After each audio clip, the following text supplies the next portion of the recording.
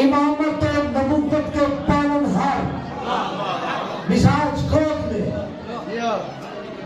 اس گود میں جس کو نبوت اور امامت پانے کی پرانی عادت تھی،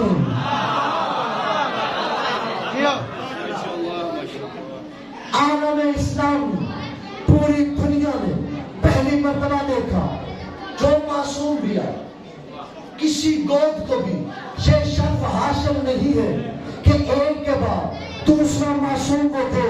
کائنات و عالم و آدم میں یہ بطول کی گود ہے جس نے 15 رمضان کو حسن، 3 شعبان کو حسین دیا۔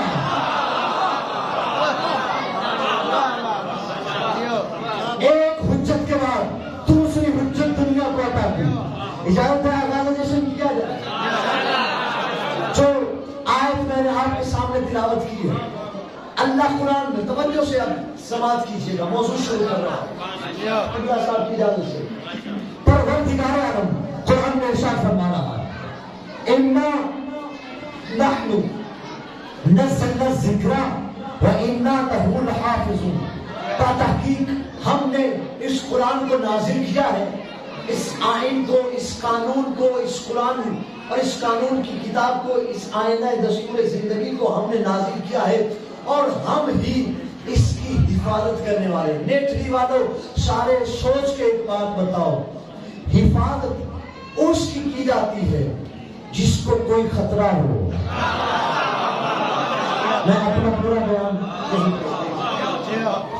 جس چیز کو کوئی خطرہ ہوتا ہے اس کی حفاظت کی جاتی ہے۔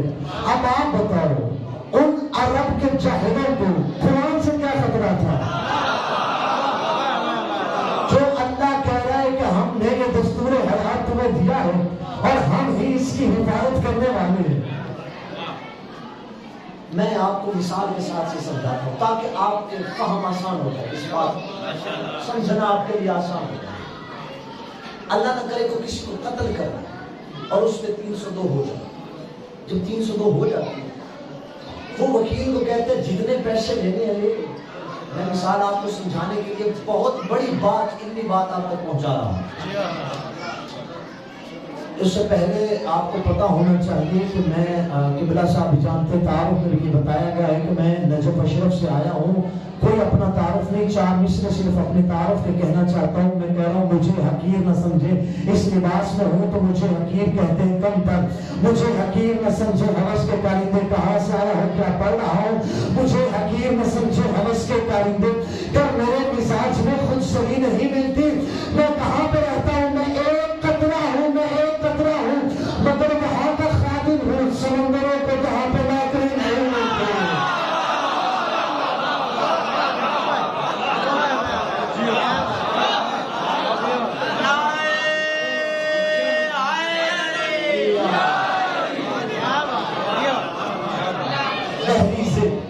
علی عطا ہوئی ہے گداگری علی کی، پروردگار عالم نے توفیق عطا فرمائی ہے۔ 302 کا پرچہ وہ کیا کہتا ہے جو ہو جائے، وہ پوچھتا ہے 302 کیا ہوتی ہے؟ اس نے کہا اس کی سزا سزائے موت ہے۔ اب وہ کیا کرتا ہے؟ قاتل جرم کر بیٹھا ہے، وہ مجرم ہو گیا ہے، اس نے قتل کر دیا ہے۔ اب وہ کہتا ہے سزا مجھے کس نے دینی ہے؟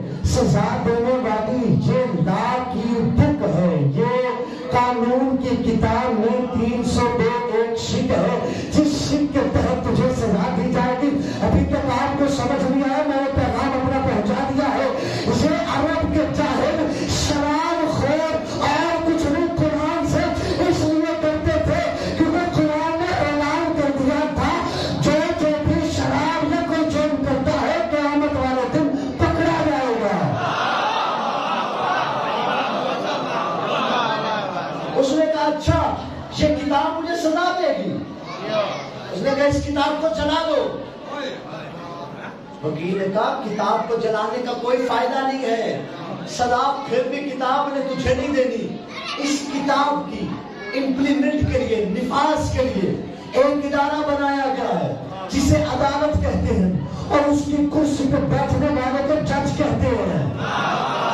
سزا تجھے کتاب نے نہیں دینی، سزا تجھے جج نے دینی ہے۔ سمجھو میں کچھ کہنا چاہ رہا ہوں، اللہ کہہ رہے کہ ہم نے یہ کتاب نازل کی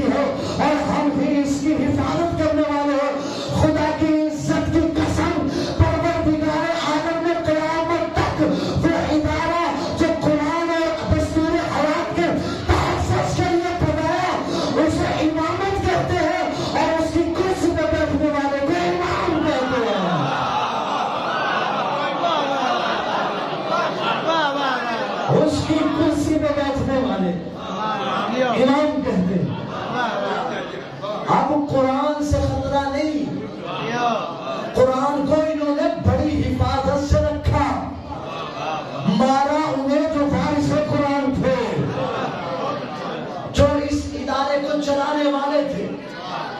اچھا بھائی، اب وہ جو کرسی امامت پہ بیٹھے گا وہ بندہ، وہ امام کیسا ہونا چاہیے؟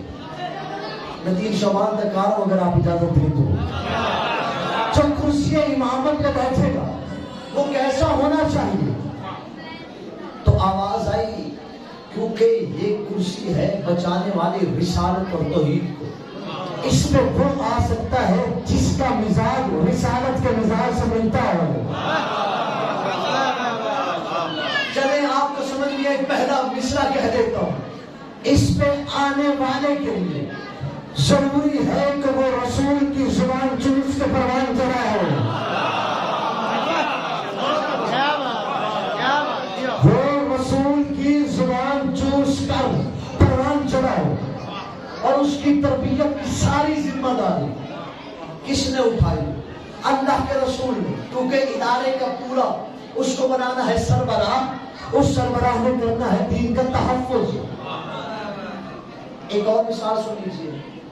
کوئی بھی چیز جب بنائی جاتی ہے 3 سے 4 مراحل سے گزرتی ہے. پہلا مرحلہ یہ ہوتا ہے، گفتگو میں آپ کو سمجھا کے پہلا مرحلہ ہوتا ہے یہ بارگاہ، یہ مدرسہ بنایا گیا، اس کے کچھ بانی تھے جنہوں نے اس کی ابتدا کی. بعد میں یہ پایہ تکمیل تک پہنچا.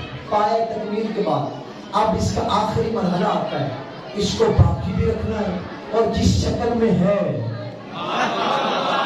حفاظت کر کے اس کو باقی. یہ سب سے مشکل مرحلہ ہے. یہ 4 مراحل سے کوئی بھی چیز گزرتی ہے. منبر کی عزت کی قسم ہے، اسلام کو ابتدا سے لے کے اسلام کے بنانے والے، اسلام کو پایہ تکمیل تک پہنچانے والے، اس کی اصلی شکل میں حفاظت کرنے والے، چاروں کام کرنے والے تمہیں ابو طالب کے گھر سے مل جائیں گے. چاروں کے